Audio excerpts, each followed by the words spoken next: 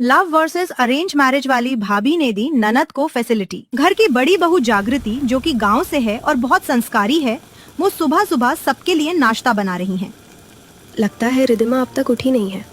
चलो मैं सबको खिला देती हूँ और फिर उसका खाना उसके कमरे में दे आऊंगी। अब जागृति गरम गरम खाना बनाकर डाइनिंग टेबल पर रखती है। घर का हर एक सदस्य डाइनिंग टेबल पर बैठकर खाना खा रहा होता है। दूसरी तरफ जागृति खाना लेके रिदिमा के कमरे की तरफ जा रही होती है। अरे बड़ी बहू, ये खाने की प्लेट कहाँ लेकर जा रही हो? वो माँ जी, अभी तक रिदिमा उठी नहीं है ना, तो मैं उसका नाश्ता उसके कमरे में ही दे आती हूँ। अरे बहू, तुम इतना अपनी ननद के लिए मत किया करो, वो बिगड़ जाएगी। हाँ बहू, तुम इतनी फैसिलिटी मत दिया करो अपनी ननद को, कल को बिगड़ जाएगी ये।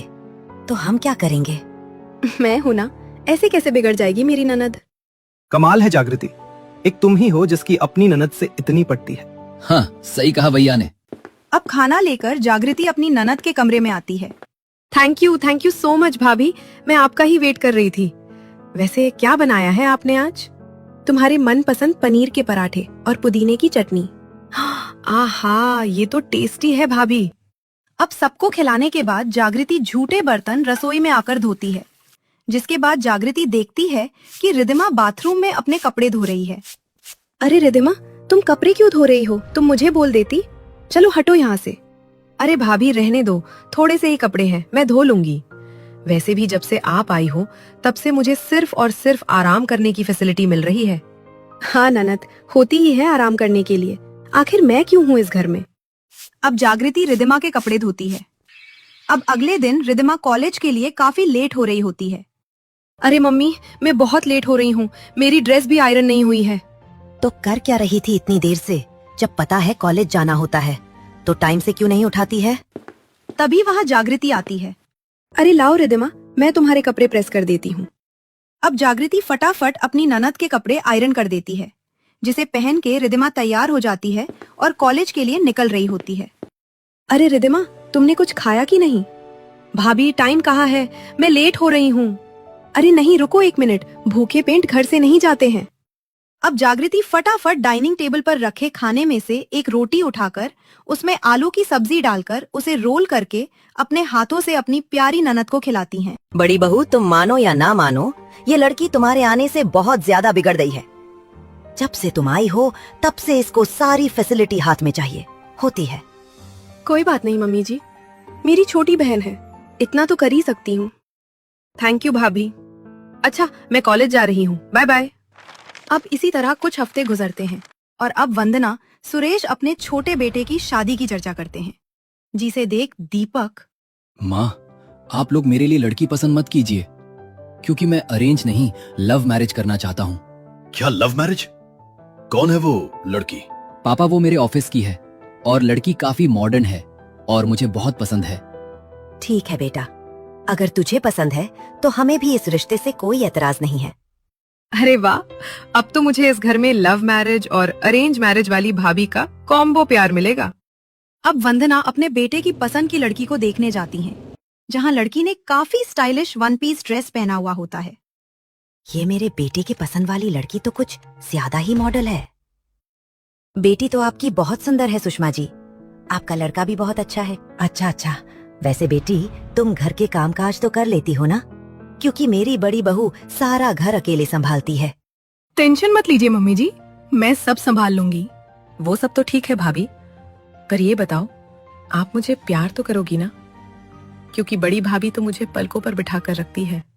अरे मैं तो खुद इतनी बड़ी अटेंशन सीकर हूँ, अपनी नंद को अटेंशन कैसे दूंगी? बिल्कुल चिंता मत कीजिए नंद साहिबा, मैं आपका बहुत ख्याल रखूंगी। अब कुछ ही हफ्तों में वंदना अपने छोटे बेटे की शादी पूरी विधि विधान के साथ उसकी पसंद की लड़की से करवा देती है। अब घर में लव मैरिज वाली बहू कलश गिराकर घर के अंदर प्रवेश करती है। बहू जाओ, अब तुम आराम कर लो। अब अगले दिन अनुष्का नहा धोकर रसोई में जाती है, जहां जागृति सुबह का नाश्ता बना रही होती है। अरे जेठानी जी, आप क्यों बना रही हैं? मैं बना लेती ना, लाइए मैं आपकी मदद कर दूं। देवरानी जी, वैसे अब तो मैंने सब कुछ कर लिया है, क्योंकि घर में सब लोग 7 बजे तक नाश्ता कर लेते हैं, इसलिए मैं 5 बजे ही उठती हूँ। ओह गॉड, अच्छा हुआ मैं लेट उठी थी, वरना गवारों की तरह मुझे काम करना पड़ता। अच्छा लाइए, मैं खाना सर्व कर देती हूँ सबको। हाँ हाँ ठीक है, चलो ले चलो खाना। सब अनुष्का सबको खाना खिलाती है। वहीं जागृति एक प्लेट में खाना निकाल रही होती है। अरे जेठानी जी, आप अपना खाना क्यों निकाल रही है? सबको खिलाने के बाद हम दोनों साथ में खा लेंगे ना। ये खाना मैं अपने लिए नहीं, रिदिमा के लिए निकल रही हूँ देवरानी जी। मैं उसको खाना शुरू से उसके कमरे में ही दे के आती हूँ। अरे ये क्या बात हुई? हाँ, तुम्हारी जेठानी अपनी नंद को सारी फैसिलिटी उसके कमरे में ही देती है। भैंस की आंख, मुझसे तो नहीं होगा इतना लोलो पोचो अपनी नंद का। ठीक है, जाइए फिर। अब जागृति अपनी नंद को खाना देती है। भाभी, हमेशा की तरह आप ही आई हो, छोटी भाभी नहीं आई। वो सबको नीचे खाना खिला रही थी तो मैं तुम्हें देने आ गई। चलो अब फटाफट खा लो। अब रिदिमा के खाने के बाद जागृति रिदिमा के कपड़े प्रेस करने लगती है। कमरे के बाहर अनुष्का ये देखकर, अरे अभी मेरी जेठानी नंद को खाना देकर आई थी, अब उनके कपड़े भी प्रेस कर रही है। अरे इतनी फैसिलिटी देने की क्या जरूरत है नंद को? अनुष्का इतना बोलती है कि इतने में रिदिमा पीछे से आकर अपनी बड़ी भाभी के गले लगती हैं। जागृति भाभी, आप सच में बहुत अच्छी है। आपने मेरे कपड़े भी आयरन कर दिए। ये देख अनुष्का, अच्छा तो मेरी जेठानी नंद जी की इतनी लोलो पोचो इसलिए करती है ताकि ये हमेशा इसी से चिपकी रहे, लेकिन अब मैं अपनी ननद को इतनी फैसिलिटी दूंगी कि वो सारा टाइम सिर्फ मेरे ही गुड़ गाएगी। अब इसी तरह कुछ हफ्ते गुजरते हैं और एक दिन वंदना, अरे ओ मेरी लव मैरिज और अरेंज मैरिज वाली बहू, तुम्हारी नंद का जन्मदिन है कल, तो क्या तैयारी चल रही है बताओ। हाँ हाँ बताइए बताइए। एक काम करते हैं ना रिदिमा, छोटी सी पार्टी करते हैं। मैं पूरी हलवा बना लेती हूँ और तुम्हारे कुछ दोस्त को भी बुला लेती हूँ और फिर केक भी काटेंगे। कैसा लगा मेरा प्लान? सो ओल्ड फैशन जेठानी जी, आज के टाइम पर कौन ऐसे बर्थडे सेलिब्रेट करता है? हमारी नंद इतनी मॉडर्न है, हमें उसे मॉडर्न फैसिलिटी देनी चाहिए। मैं क्या सोच रही हूँ रिदिमा कि मैं तुम्हें तुम्हारे बर्थडे पर कहीं बाहर ले चलूं। जैसे पहले हम मूवी देखेंगे और फिर तुम्हारे दोस्तों के साथ एक मशहूर कैफे में तुम्हारा बर्थडे केक काटेंगे। रिदिमा ये सब सुनकर बहुत एक्साइटेड हो जाती है क्योंकि उसने ऐसा बर्थडे कभी मनाया नहीं होता। वाह भाभी, ये प्लान तो बहुत अच्छा है। और बड़ी भाभी, आपका प्लान काफी बोरिंग है। मैं तो अपनी लव मैरिज वाली भाभी के बताए हुए तरीके से ही अपना बर्थडे सेलिब्रेट करूंगी। ग्रेट रिदिमा, फिर अब तुम तैयारी कर लो, हम कल चलेंगे तुम्हारा बर्थडे बाहर सेलिब्रेट करने। ये सब कुछ सुनकर जागृति बहुत मायूस हो जाती है और चुपचाप अपने कमरे में चली जाती है। वही रिदिमा खुशी खुशी अपने कमरे में आकर अपने लिए डिजाइनर ड्रेस चूज करने लगती है। मेरी लव मैरिज वाली भाभी तो मुझे बाहर पार्टी कराने ले जा रही है, उसके लिए तो ये ड्रेस बहुत अच्छी रहेगी। मुझे तो बहुत एक्साइटमेंट हो रही है। अब जागृति सबके लिए रात का खाना बनाती है और सबको खिलाती है। सब लोग रात का खाना खाकर अपने अपने कमरे में आराम करने जाते हैं। जागृति बेड पर लेटी खुद से, आज पहली बार मेरी नंद को मेरा प्लेन पसंद नहीं आया। शायद मैं सच में बहुत बोरिंग हूँ। अब अगले दिन सुबह रिदिमा कमरे में stylish dress, jewellery, makeup, hair style करके रेडी हो रही होती है। फटाफट रेडी हो जाती हूँ छोटी भाभी के साथ बाहर जाने के लिए। अब रिदिमा तैयार होकर घर वालों के सामने आती हैं। अरे रिदिमा, तुम तो बहुत खूबसूरत लग रही हो। Your birthday look so pretty. हाँ बेटी, तू तो बहुत प्यारी लग रही है, एकदम राजकुमारी। लेकिन तेरी भाभी कहाँ है? पता नहीं माँ, मैं उन्हीं का इंतजार कर रही हूँ। भाभी, भाभी कहाँ हो आप? देखिए, मैं बाहर जाने के लिए तैयार हो गई हूँ। तभी वहाँ पर रिदिमा की लव मैरिज वाली भाभी छोटे छोटे स्टाइलिश कपड़ों में सबके सामने आती है और इतराकर कहती है, अरे रिदिमा, तुम तैयार हो गई? I am extremely sorry Ridhima, मैं तुम्हारे साथ बर्थडे सेलिब्रेट करने नहीं जा सकती। दरअसल मिडनाइट में मुझे मेरी फ्रेंड का कॉल आ गया था और मेरा प्लेन उनके साथ बन गया, इसलिए तुम अपना बर्थडे अपने तरीके से ही सेलिब्रेट कर लो। इतना कहकर अनुष्का इतराती हुई रिदिमा के सामने से चली जाती हैं और एंड मौके पर अपनी लव मैरिज वाली भाभी का ऐसा रुतबा देखकर उसे बहुत बुरा लगता है। उसकी आंखें नम हो जाती है। ये देख जागृति फटाफट उसे संभालती है। अरे तुम उदास क्यों होते हो रिदिमा? हम लोग हैं ना तुम्हारा बर्थडे सेलिब्रेट करने के लिए। माँ जी, आप जाइए, इसे ना थोड़ा मार्केट घुमान कर ले आइए, इसका मन थोड़ा फ्रेश हो जाएगा। रहने दो भाभी, अब मुझे कहीं नहीं जाना, मेरा मूड ऑफ हो चुका है। अरे मूड ऑफ नहीं करते बर्थडे वाले दिन। चल मैं तुझे लेकर चलती हूँ घुमाने। अब जिद करके वंदना अपनी बेटी को लेकर बाजार चली जाती है। अब जैसे ही रिदिमा बाजार जाती है, जागृति ऑनलाइन बर्थडे डेकोरेशन का सामान मंगा लेती है और घर के हॉल को अच्छे से फूलों और गुब्बारों से डेकोरेट करती है। उसके बाद वो दीवार पर अपनी नंद के लिए बर्थडे बैनर लगाती है। फिर रसोई में आकर शाही पनीर मलाई चाप, सोया कोरमा, वेज बिरयानी, मीठे में रस मलाई बनाती है। लगभग रिदिमा के पसंद का मैंने सब कुछ बना लिया है लगता है। वो बाजार से भी आने वाली ही होगी। इतने में मैं उनकी कुछ फ्रेंडों को बुला लेती हूँ। अब जागृति फोन करके रिदिमा की सभी फ्रेंड्स को घर बुलाती हैं। अरे भाभी, आपने हमें बुला लिया। रिदिमा कहाँ है? वैसे घर तो काफी अच्छा सजाया है आपने। हाँ, ये सब कुछ सरप्राइज है तुम्हारी फ्रेंड के लिए। वो अभी बाजार गई है, आती ही होगी। वाओ भाभी, हो तो आपकी जैसी कितनी अच्छी फैसिलिटी देती हो आप अपनी नंद को। वो तो सच में खुश हो जाएगी। हाँ, सही कहा। वहीं अब रिदिमा बाजार से हल्की शॉपिंग करके घर आती है और वो देखती है कि हॉल काफी अच्छी तरीके से डेकोरेट है। बीच में एक खूबसूरत केक रखा हुआ है और उसकी फ्रेंड्स भी खड़ी है। अरे बाप रे बहू, तूने अकेले इतना सब कुछ कर लिया?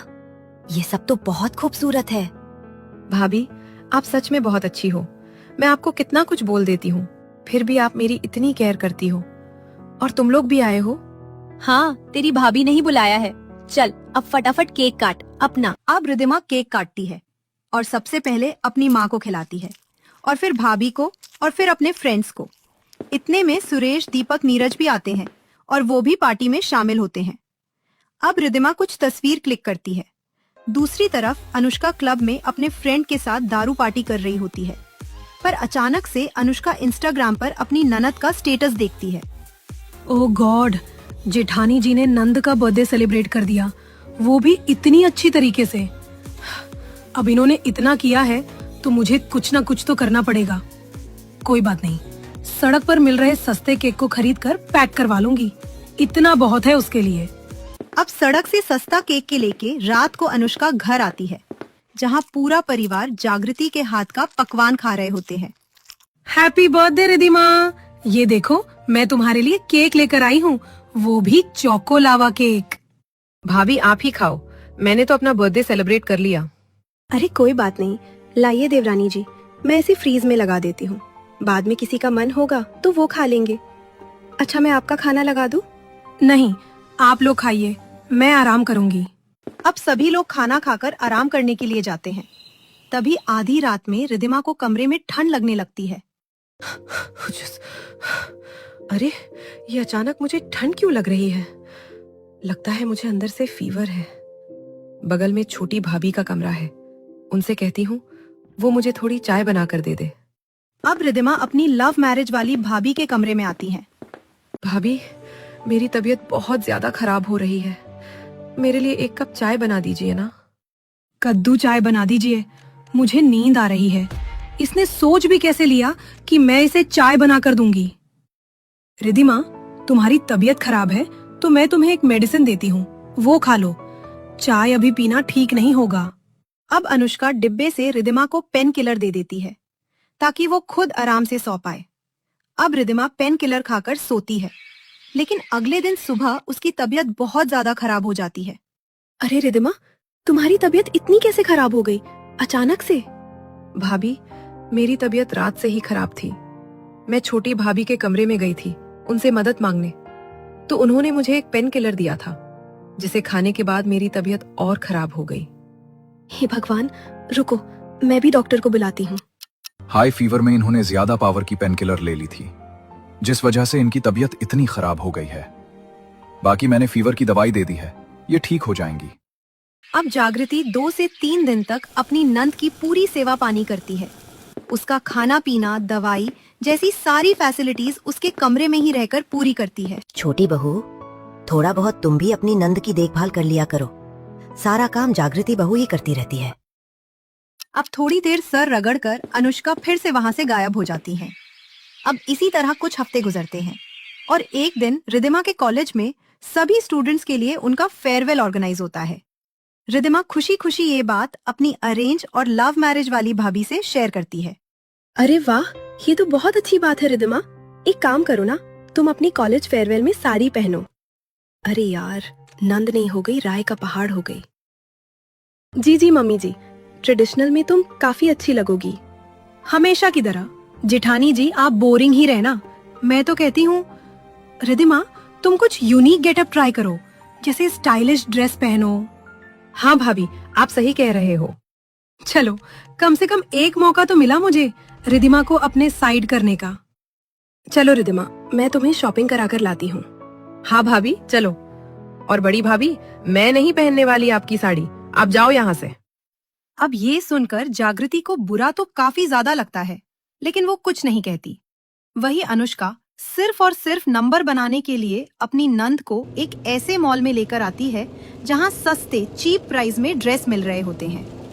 रिदिमा, तुम्हें जो लेना है वो ले लो, पेमेंट तुम्हारी भाभी करेगी। अब रिदिमा नादान होती है, उसे कपड़ों की क्वालिटी समझ नहीं आती और वह एक डिजाइनर ड्रेस अपने फेयरवेल के लिए पसंद कर लेती है और खुशी खुशी घर आती है। अब अगले दिन रिदिमा अपनी designer one piece short dress पहनकर फेयरवेल के लिए तैयार होती है और घर से निकल रही होती है। अरे ये क्या पहन लिया? कुछ इंडियन पहनती। अरे भैया, आजकल सब चलता। चलो हम ऑफिस चले। रिदिमा, तुम ध्यान से जाना। हाँ, ध्यान से जाना, क्योंकि आज तुम्हें बहुत प्रपोज मिलने वाले हैं। ये सुनकर रिदिमा हल्का मुस्कुराती है।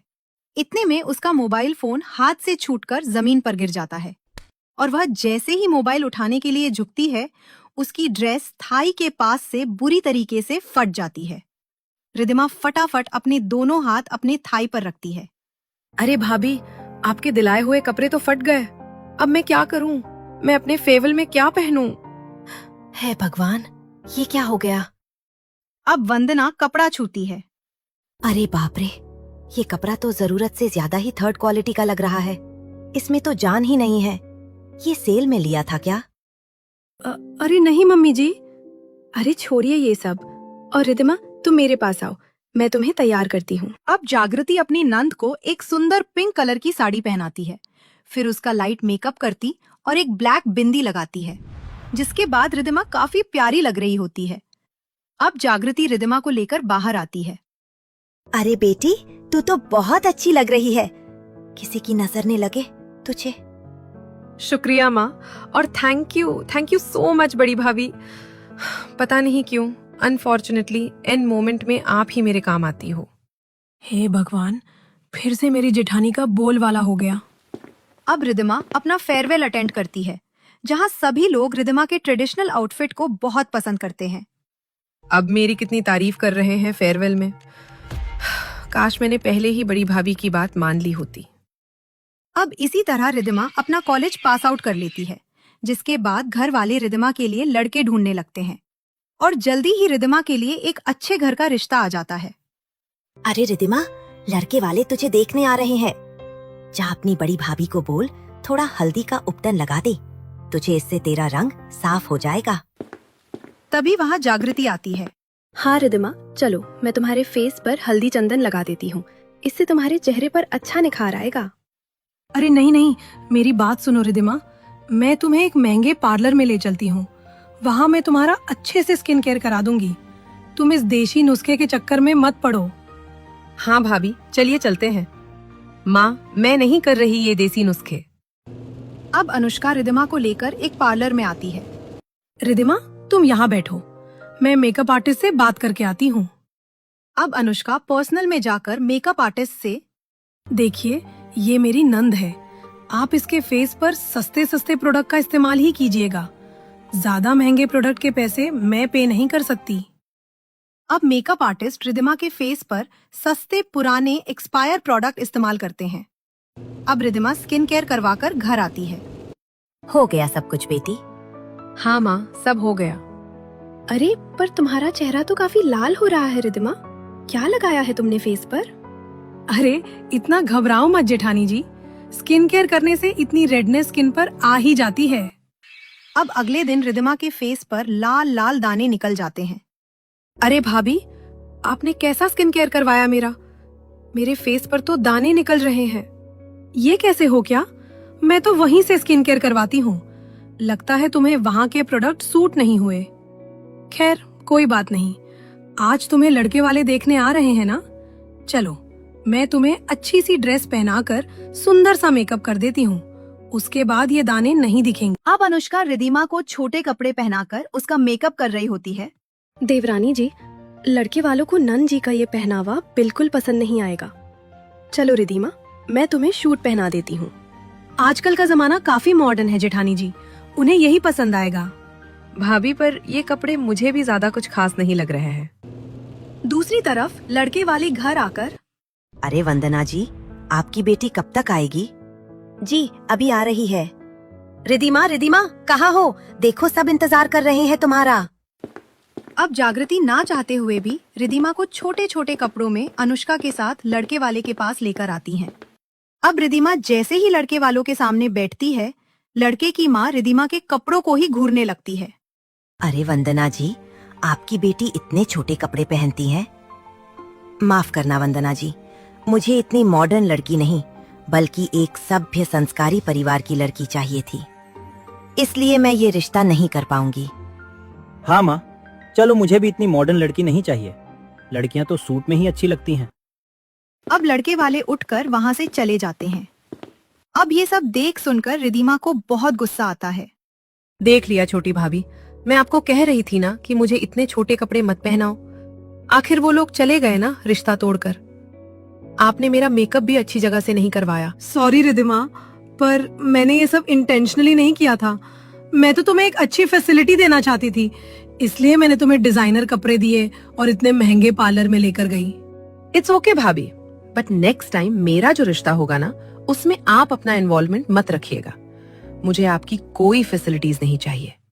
अब कुछ हफ्ते बाद फिर से रिदिमा के लिए एक अच्छे परिवार का रिश्ता आता है और इस बार जागृति अपनी नंद को सूट सलवार पहनाकर लड़के वालों के पास भेजती है। वंदना जी, आपकी लड़की बहुत खूबसूरत है।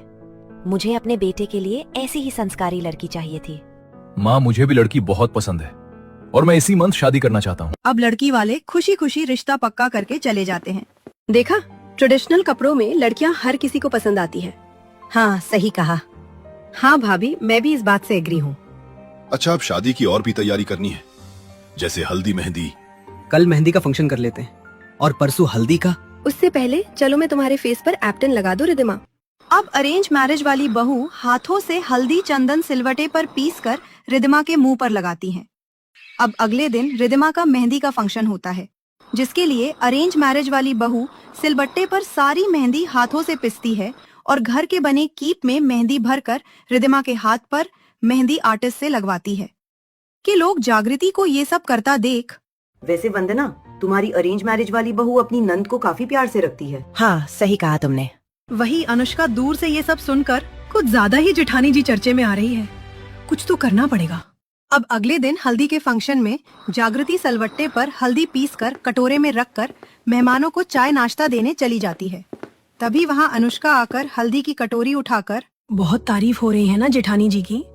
अब देखो, मैं इस हल्दी में ऐसा मिर्च पाउडर मिलाऊंगी कि सबकी नजर में खटक जाएगी मेरी जेठानी। अब मिर्ची का पाउडर अनुष्का हल्दी में मिलाने जा ही रही होती है कि रिदिमा वहाँ आकर ये सब देख लेती है। अरे अरे भाभी, ये क्या कर रही हो आप? आप मेरे हल्दी के फंक्शन को स्पॉइल करना चाहती हो? अब ये शोरगुल सुन के घर के बाकी सदस्य भी वहाँ आ जाते हैं। क्या हुआ बेटी? माँ, जागृति भाभी ने जो हल्दी पीसा है उसमें छोटी भाभी लाल मिर्ची मिला रही थी। क्या? अरे छोटी बहू, तू ऐसा क्यों कर रही है? तेरे मन में इतना खोट भरा है मेरी बेटी के प्रति। इसका मतलब उस दिन मेरी बेटी का चेहरा भी तूने जानबूझकर ही खराब किया होगा, और वो कपड़े भी तूने जानबूझकर पहनाए होंगे ताकि वो रिश्ता कैंसिल हो जाए। तू जलती है मेरी बेटी से। अब अनुष्का गुस्से से, हाँ मैं जलती हूँ मम्मी जी, बहुत जलती हूँ, लेकिन रिदिमा से नहीं, अपनी जेठानी जी से, क्योंकि रिदिमा और आप दिन भर बस जेठानी जी के गुण गाती है। मुझे ऐसा लगता है कि जेठानी जी रिदिमा को अपनी साइड करना चाहती है। भाभी, ये सिर्फ और सिर्फ आपकी छोटी सोच है, क्योंकि बड़ी भाभी ऐसा कुछ नहीं चाहती। वो तो हमेशा से चाहती है कि हम दोनों मिलकर रहें। उन्होंने तो आपके पीठ पीछे भी आपकी कभी बुराई नहीं की और आप है कि उनके पीठ पीछे उनके लिए षड्यंत्र रच रही है। शर्म आती है मुझे कि मेरी लव मैरिज वाली भाभी ऐसी है। सच में मुझे विश्वास नहीं हो रहा है अनुष्का कि तुम ऐसा भी सोच सकती हो। अब ये सब सुनकर अनुष्का खुद की नजरों में ही गिर जाती है और उसे शर्मिंदगी महसूस होती है। मुझे माफ कर दो, मुझसे गलती हो गई रिदिमा। मैं तुम्हें और जेठानी जी को कभी समझ नहीं पाई और हमेशा उनको नीचे दिखाने के चक्कर में सब कुछ खराब करती रही। पर पक्का अब ऐसा कभी नहीं होगा। जेठानी जी, मुझे माफ कर दो। कोई बात नहीं अनुष्का, तुम मेरे लिए पहले भी सही थी और आगे भी सही रहोगी। अब इसके बाद लव मैरिज और अरेंज मैरिज वाली दोनों ही बहू मिलकर अपनी नंद का अच्छे से हल्दी का फंक्शन करवाती है और फिर एक रॉयल होटल में अपनी नंद का शादी करवाती है।